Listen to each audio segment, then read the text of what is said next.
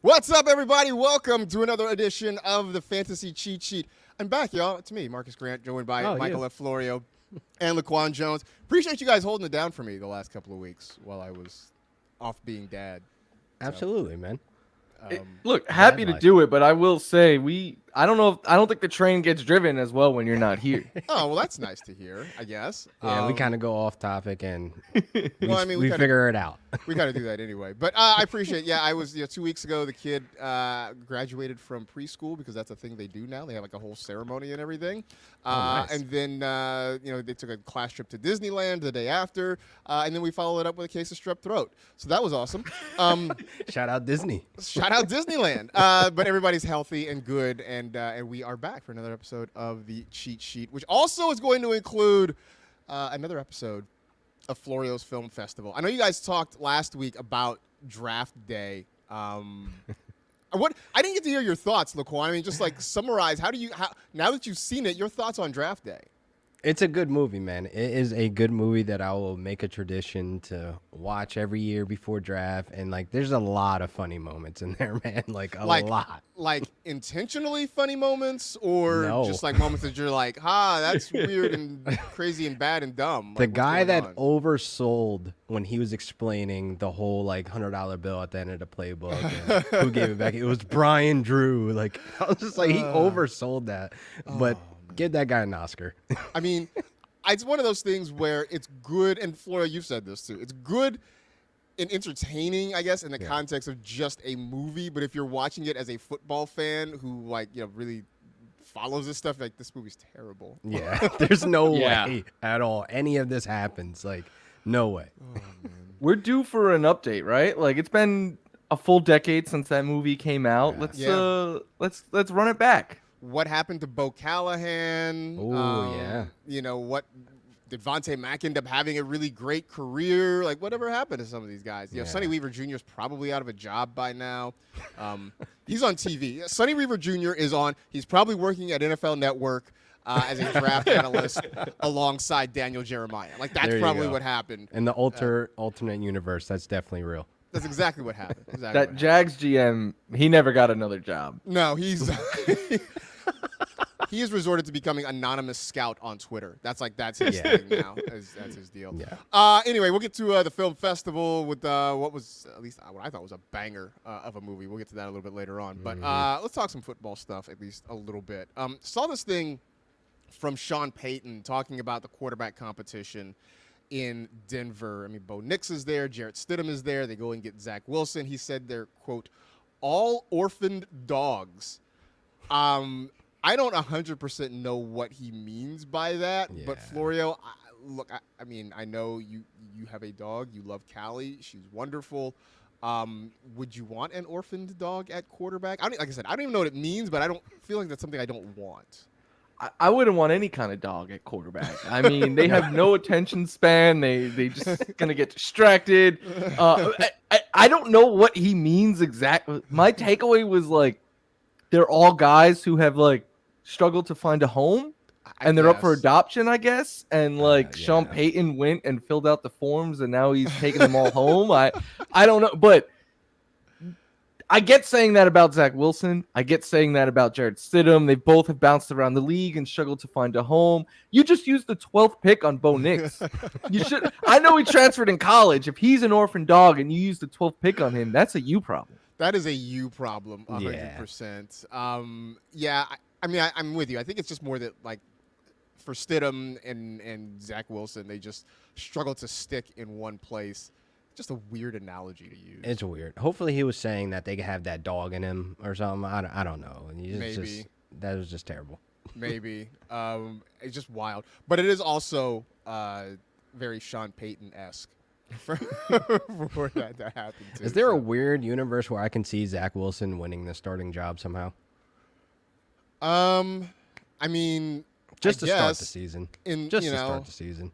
I Not guess keeping anything's it. possible. But That's how he's making it seem. Like everybody's job is up for it. Everybody's competing in camp, from the running backs to wide receivers. It's like maybe Zach Wilson can into week 1 and then out by week 3. yeah, I mean, like I said, I guess the thing about Denver right now is that every job kind of is up for grabs a little bit. Yeah. You know, I mean, look, some guys, Javonte Williams is going to see a lot of playing time. Cortland Sutton, as long as he stays there, is going to see a whole lot of playing time. But beyond that, there's nothing really set in stone in this Denver offense right now. You know, I presume Bo Nix is going to be the week 1 starter, but I guess that's not a guarantee. Orphan dog? My thing is always like, if you have a rookie and a veteran, I guess we would call Zach Wilson a veteran at this point. Like, the veteran needs to really outplay the rookie, in my opinion, to get the job. And I don't know if Zach Wilson has that capability. Yeah, I don't think he does either. Look, we've seen him get his opportunity, and it just did not go well in New York. I mean, when he was the starter, then he takes over after Aaron Rodgers gets hurt. It was bad then as well. Yeah, it just, you know, I think we've sort of seen how this movie goes. Maybe Sean Payton knows something about Zach Wilson and can coach him up in a certain way, but I'm skeptical of that at this point. And Jarrett Stidham just seems like a forever backup. Like, it just seems like that's his role, which Coaches love him.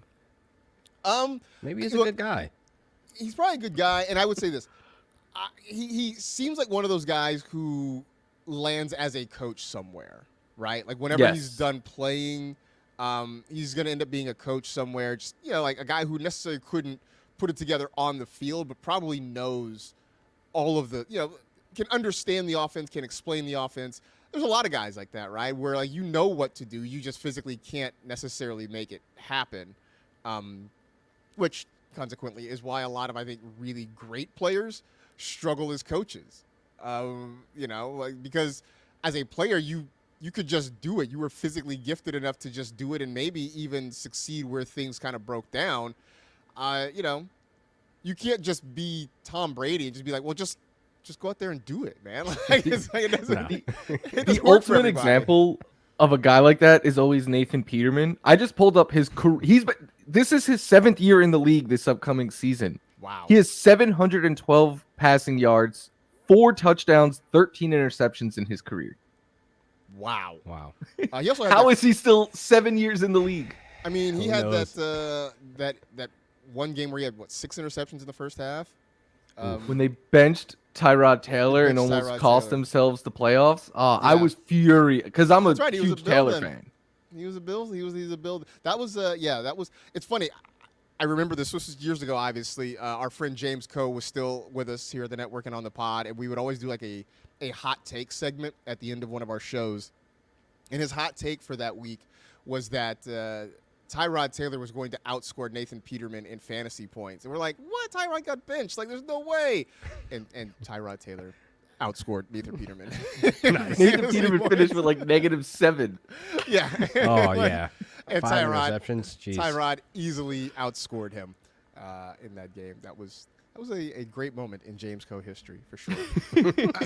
Hall of Famer right there. Right? I don't. Did you guys see this? Did you guys talk about this Malik Nabers jersey thing? Yeah. We touched on it, but I love. He has said nothing positive Not about a the single Giants thing. since getting drafted there. He does not not a look happy. single positive thing about it. He's like screaming, "Help me," but silently with his eyes. You know, like, I don't know, like, there's got to be some, like, man, he's in one of the greatest cities in the world. There's got to be something about New York that that he likes, right? There's gonna be some kind of food items, some kind of entertainment option, something that gets him comfortable and confident in New York, even if he's not a huge fan of his quarterback or the jerseys they wear. Can't swag it out. Can't swag it out. And in terms of wins and losses, it's probably going to be rough for him this year. All of that.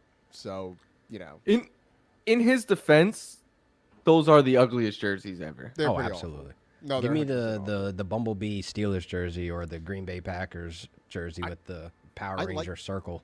Oh, I love I kind of like those jerseys. Really? The Winnipeg Blue Bombers is what I call them. Yeah, like I kind of like those jerseys. Like they don't make sense. Like don't get it wrong. Like the brown helmets and the brown pants and the blue jerseys and stuff like that. Like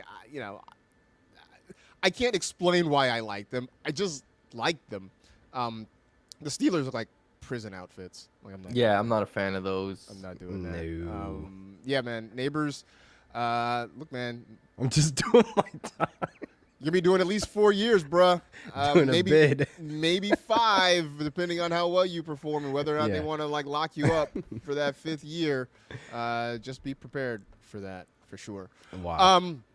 Saw this morning. It's not an NFL story, but it is a football story. I thought Baby Gronk was gone from our lives. Oh God!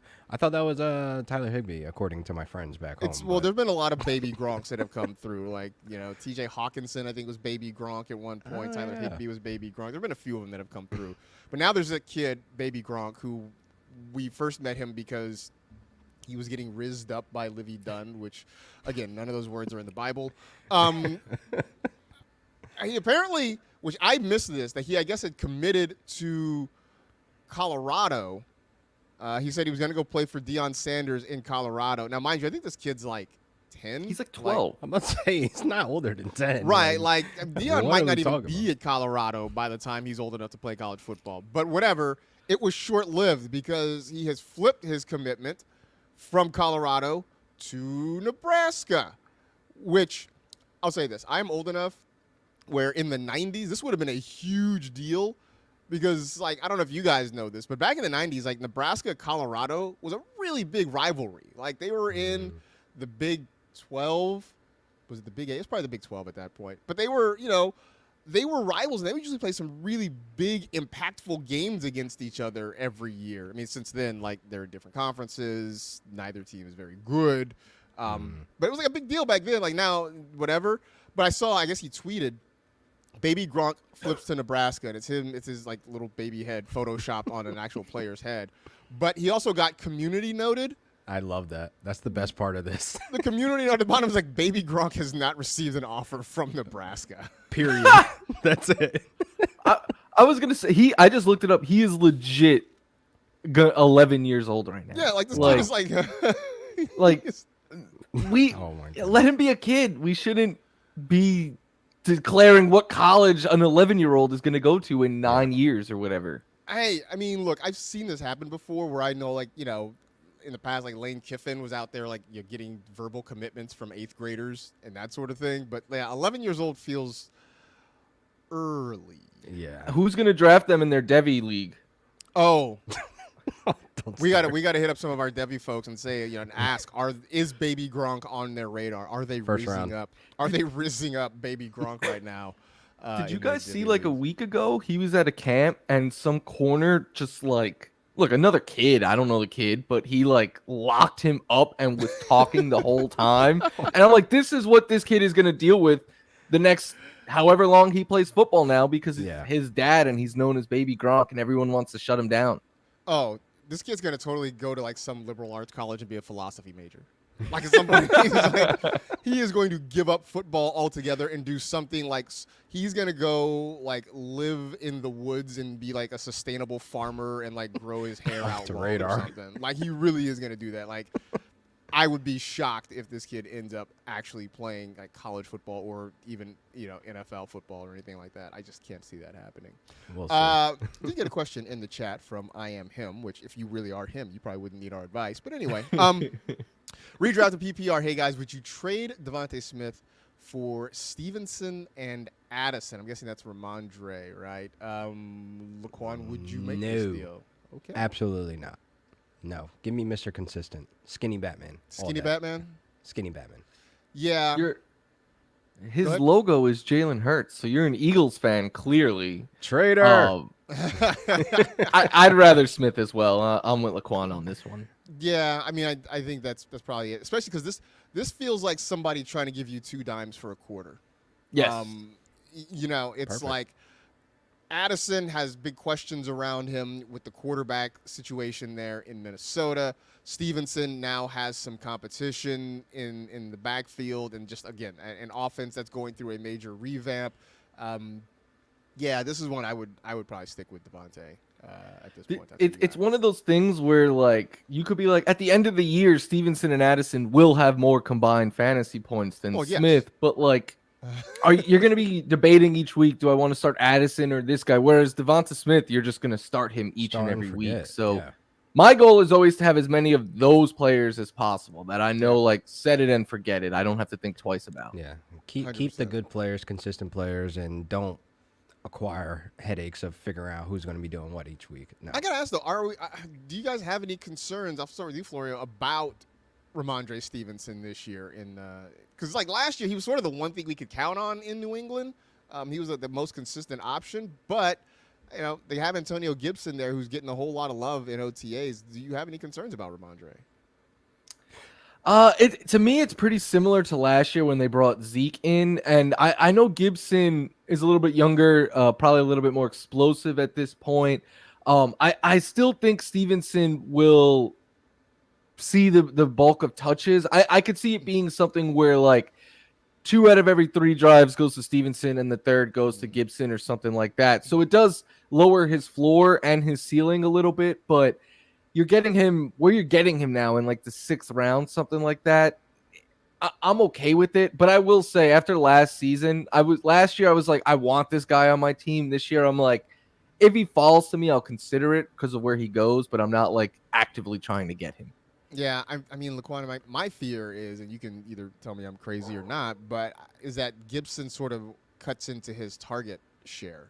Yeah, target share and then red zone duty you have to worry about with Gibson. So I'm looking at Stevenson as a guy, like Florio saying, like, if I land him, you know, I'm not too excited about the pick, but more so, like, this offense we still need to figure out because they weren't good at running the ball last season. This offense in total was not good last season. So there's no real attraction or anything there, but you do have to worry about Gibson cutting into some of his workload as well. Yeah, I mean, I think that's kind of the concern there. There's just so many things about this offense that sort of give me pause at this point. So, yeah. I am him says he has one more question, but I think he's either formulating it or thinking about it and trying to type it out. In the meantime, let's get to what we all came here for. The film festival, right? This week, so we decided kind of on our own, the poll that I put out, it was mostly split between 90s action movies and martial arts movies. So I'm going to tell you guys what we're probably going to do is we'll probably just pick a variety of movies, and maybe they hit that genre, and maybe they don't. But I figure for the first one, let's find a movie that sort of hits both. And we came up with The Raid Redemption. It is an Indonesian action film that features a lot of martial arts and is just freaking bonkers. Laquan, you were texting us pretty heavy while you were watching it. So, I was just so mind blown. So I just got to start with you. I mean, your first takeaways from seeing this movie. Just off the wall, just chaos in the fight scenes. Like, there's no way you can predict what's going to happen next.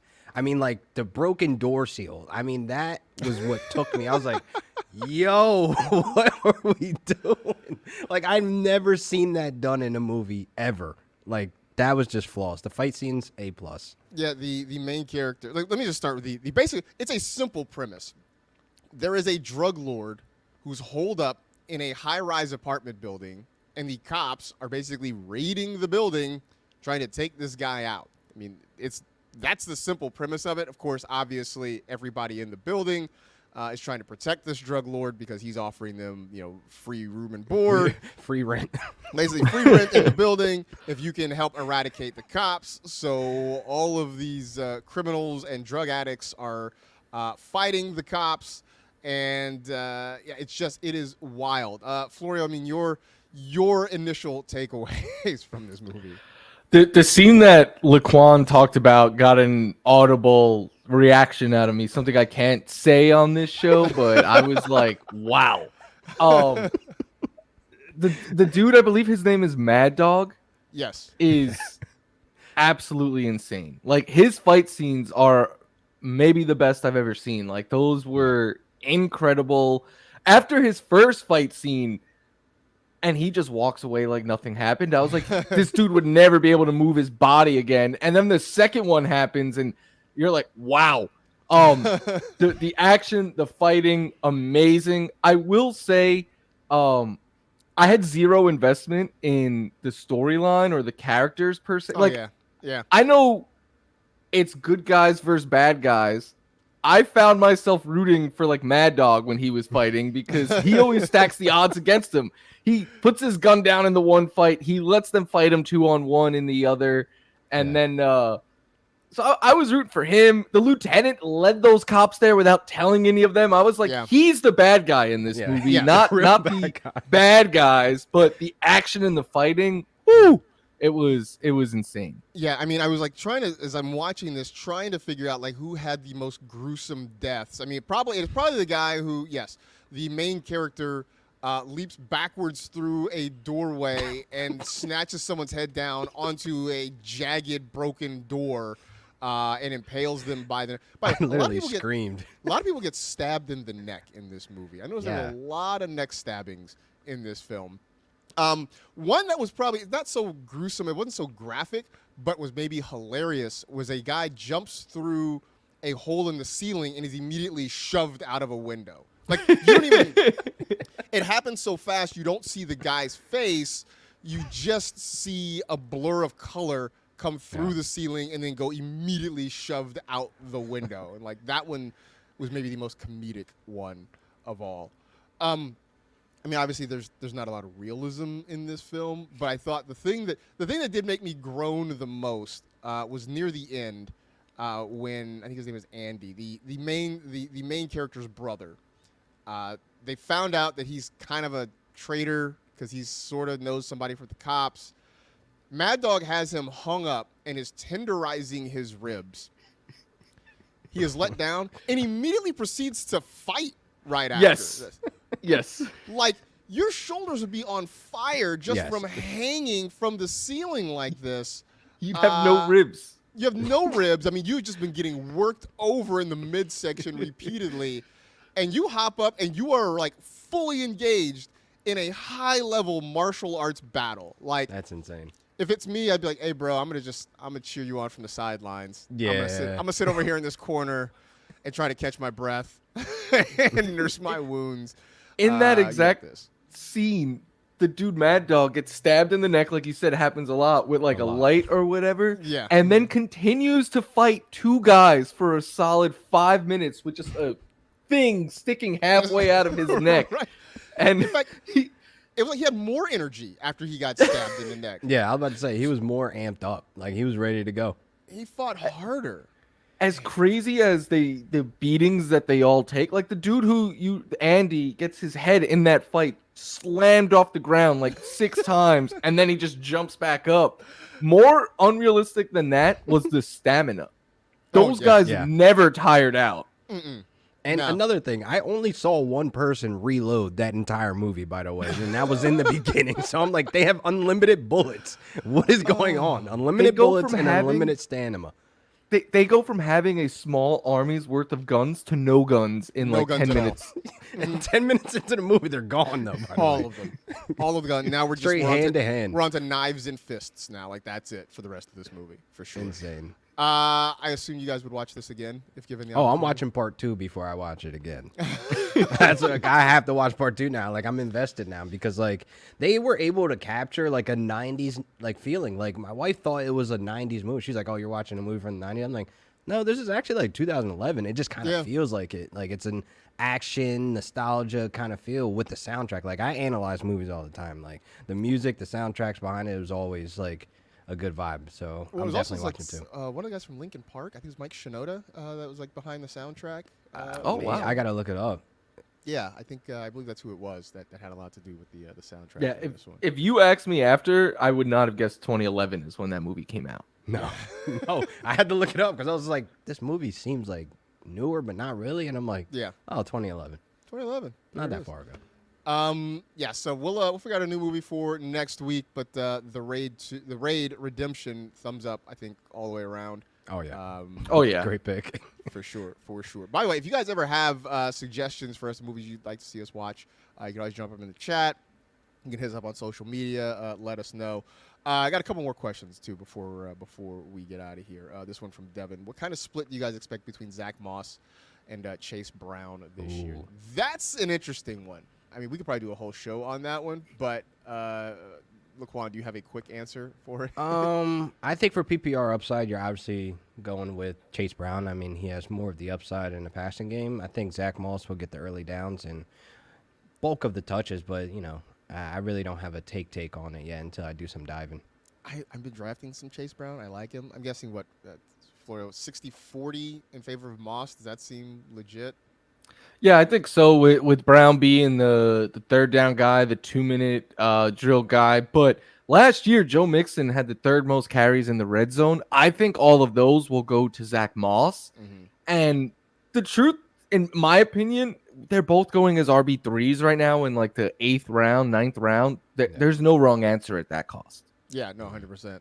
I think that's the thing about it is that the ADPs for these guys are good enough that I'm okay with drafting pretty much either of them. One last one before we wrap this one up. Would you trade Drake London or Brandon Ayuk for Marvin Harrison if you have Kyler Murray at quarterback in PPR? Yes. My initial mine was no. I don't know. I've started to kind of shy away from pairing guys, at least in redraft leagues. Best ball leagues, I'll probably still do it. But in redraft leagues, I've kind of shied away from it just because if they have a bad game, then you're really out. Whereas, like, if Kyler Murray has a bad game, Brandon Ayuk can still have a really great game, and you're fine. Plus, I just think I like Brandon Ayuk a little. I know Harrison's going higher. I understand the ceiling is really high on him, but right now I think I have a little more trust in Brandon Ayuk. So I mean, he's definitely the safest of the three. I do have Harrison ranked the highest of them. That's why I said yes, but it's very, all three of them are like top 13, 14 wide receivers. So exactly. Yeah, they're fairly close in my rankings as well. So I probably wouldn't. I just kind of sit tight. I trust Brandon Ayuk over Harrison though, if I had to say it. So it sounds like Drake London is what we would trade. Drake London, exactly. By the way, obviously the way we responded means that it's not a terrible idea. We certainly didn't just shoot it down. So if you feel comfortable with it and that's the move you want to make, I would not make fun of you for it. Yeah, Mr. Scampers, you missed out. But the good news is this is archived on the YouTubes. So you can go back and catch what you missed from the beginning of the show. And it was a fun show. Hopefully you all enjoyed it. We enjoyed certainly doing it for you. As always, subscribe to the channel. Feel free to come and jump in the comments even after the fact. We'll go through and maybe read some of them afterwards, maybe, although I still don't read the comments on YouTube generally. Smart. It's just become a way of life on the internet. Don't read the comments. I say I won't read them anymore, and then like one late night, I'm like, let me go see what YouTube comments are saying. Yeah, that's usually when it happens. Late night scrolling. I am still a sucker enough to like when I click the comments or replies on Twitter and like there's ones like click to show more and I'm like I always do it and it's always like something that's in SFW and I'm like I knew this was gonna happen, like why did I do this? I'll do it and then I'll be like oh no and I'm like why do I keep doing this? Why do I do this? I know this is not gonna end well for me and I do it anyway because I'm just a sucker like that.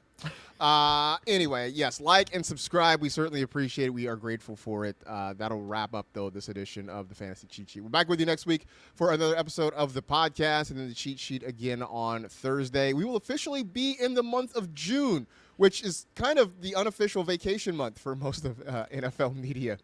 I'll be gone next week. Yeah, Florida's gonna be on next week. It's like the 1 month where like nothing really happens. But we'll be here. At least Laquan and I will be here next week. Yeah. So we'll figure something out for that. So in the meantime, for Laquan Jones, for Michael F. Florio, shout out to Susie Bainon for helping us put this thing together. As always, we appreciate you guys jumping in the chat and participating. I'm Marcus Grant. It's been the Cheat Sheet. Enjoy the weekend, everybody. We'll talk to you again soon.